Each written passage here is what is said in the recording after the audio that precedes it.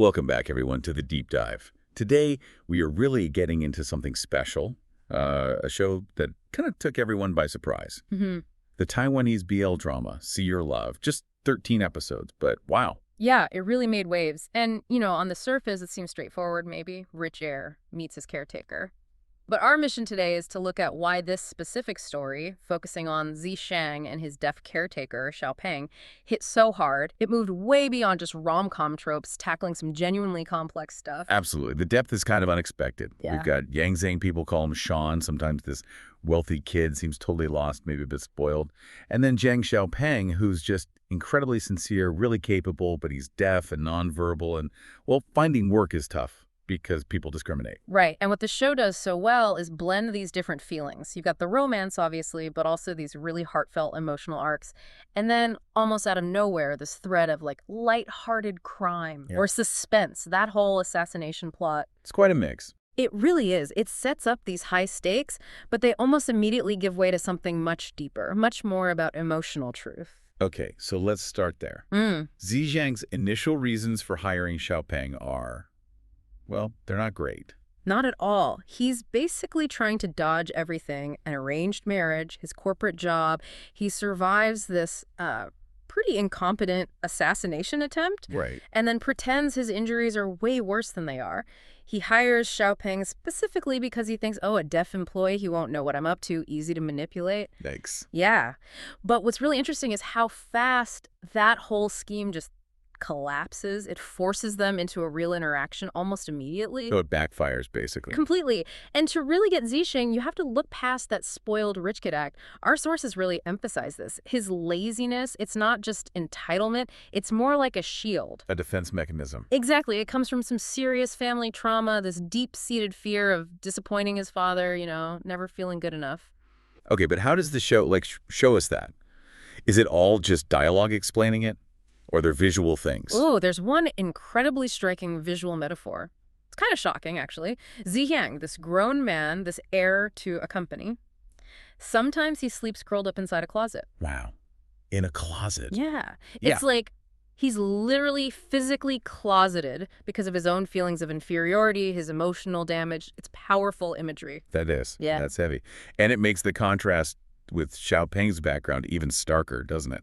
Totally. Because Shao Peng, despite facing all this workplace discrimination, his home life is just filled with support. His family sounds amazing. They really are. His parents learned Taiwanese Sign Language TSL specifically for him. They're open, they accept him, they totally embrace his relationship with Zi Xiang later on. It's this incredibly warm, loving environment. And for Zi Xiang, seeing that, it's probably the first time he's seen what healthy, unconditional love actually looks like. It gives him a model. So it's not just Zi Xiang needing help. The healing has to flow both ways then. Exactly. Shao Peng, he seems strong on the outside, very capable, but we find out he's got his own insecurities. A past relationship really hurt him, left him kind of scared of loving again, Fear of commitment. Right, so they're both carrying baggage? Definitely. And it becomes this process of mutual healing. Zi Xiang's affection, which is really genuine and dedicated, it starts to rebuild Shao Peng's confidence, his self-esteem. And at the same time, seeing Shao Peng's strength, his perseverance, that inspires Zi Xiang. It pushes him to actually face his responsibilities, to take off that emotional armor, and to finally step out of that psychological closet. Okay, so Zi Xiang starts to change. He's ready to be more open. What's the big gesture? What's the action that really proves he's committed beyond just words? Well, it really comes down to communication, doesn't it? The decision to learn TSL, that's the core of their romance, overcoming that barrier. And when Zi Xiang decides to seriously learn Taiwanese Sign Language, it's not just practical. No, it feels like more than that. It's a huge romantic statement. It's him saying, I value you enough to enter your world. I will meet you where you are. It's profound. And people really responded to that authenticity. I remember reading how fans, and especially deaf viewers, praised the actor's signing. They called it silky smooth, lyrical. Yeah, you can tell he put the work in. It makes Zi Xiang's commitment feel earned, feel real. Yeah, that attention to detail matters. It really does. And it extends to how Shao Peng communicates, too. The show doesn't just simplify it. He uses TSL, yes, but also lip reading, and he has that speech-to-text device. It shows that communication isn't just one thing, right? It's varied, especially within the deaf community. It felt authentic. And the show really leans into this idea that love isn't about hearing words, it's about seeing actions, feeling connection. Yes. Those intimate moments are so visual, so tactile. Like that shared line. Sign language is our language. That Oh, becomes their motto, yeah. And that scene where Xiao Peng puts his hand on Zi Xiang's throat. Oh, right. To feel the vibrations when he speaks. Gently on his Adam's apple, yeah. It's incredibly intimate. It communicates so much connection without a single sound being heard in the traditional sense. Love is seen, it's felt. It really drives home that core lesson, doesn't it? That understanding takes effort, real effort. And love means accepting someone completely. Exactly. And Zi Xiang says it so perfectly to Shao Peng towards the end. Something like, not being able to hear isn't a flaw, it's part of who you are. And I love you exactly as you are. Just beautiful acceptance. It really is. It's about that dedicated effort, going the distance. Okay, speaking of going the distance, or maybe not, Mm-hmm. we absolutely have to talk about the side couple. Because they are operating on a whole different level of chaos. Oh my gosh, yes. Cheng Feng-shui Jonathan, there's a super smart, kind of cynical assistant, right? Right, Mr. Tool, incompetent. And then Wang Xinjie, who is possibly the world's most endearing yet completely inept wannabe gangster and assassin. He's so bad at his job. Hilariously bad. This is where the show just lets loose with the comedy. Jonathan is all sleek suits and quiet competence, probably judging his boss constantly. You can almost see the tiny smirk he hides when Zi Xiang gets told off. Totally. And Xinjie, I mean, his attempts to be menacing are just adorable failures. Yeah. He accidentally ends up saving Zi Xiang more often than not because he messes up so badly. He's the classic clumsy henchman. But then the subversion, that's the genius part. Yes, that fight scene where Xinjie, the guy you'd least expect, somehow manages to outsmart and basically take down Jonathan. He's amazing. The fan comparison was perfect. Like a level 5 Zigzagoon using tackle to KO a level 100 Mewtwo. Huh.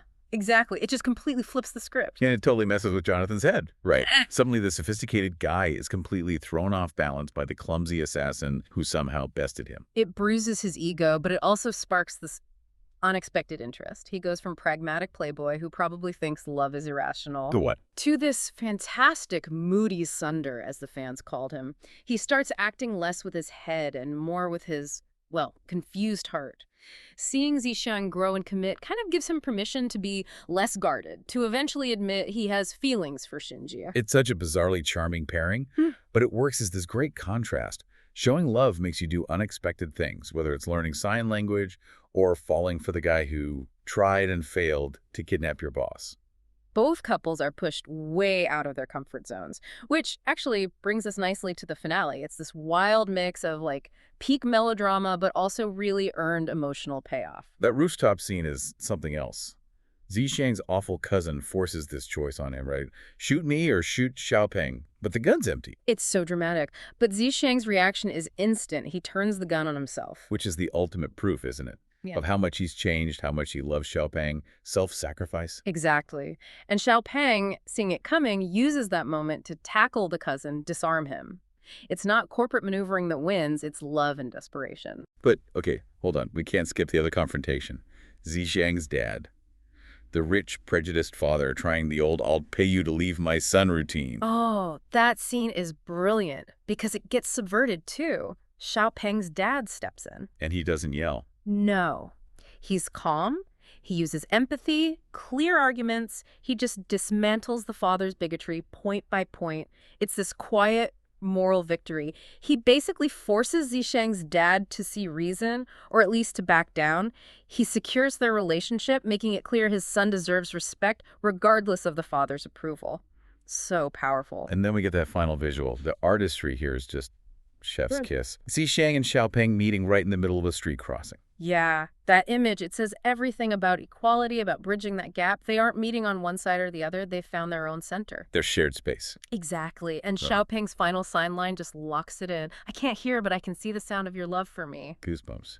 But wait, there's that tiny epilogue scene too, right? The very, very end. Oh, yeah. Shao Peng finds Zi Xiang asleep in the closet again. Which is so important. It acknowledges that deep trauma, it doesn't just disappear with a happy ending, it lingers. But this time is different. This time, Shao Peng gently carries him out. It's like, the rescue isn't a one-time event, it's ongoing. It's about supporting each other, helping each other out of those dark places continually. It's beautiful.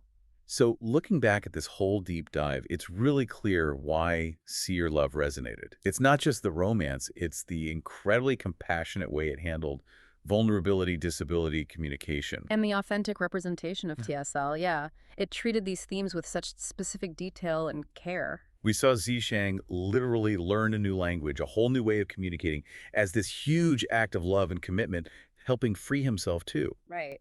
Which kind of leads to a final thought, maybe for you listening. If Zi Xiang had his literal and psychological closet, what kind of closet, maybe metaphorical, are you hiding in? And what would it take? What kind of radical, dedicated effort, like learning a whole new language for you to break free and really let someone else see your love? Thanks so much for watching.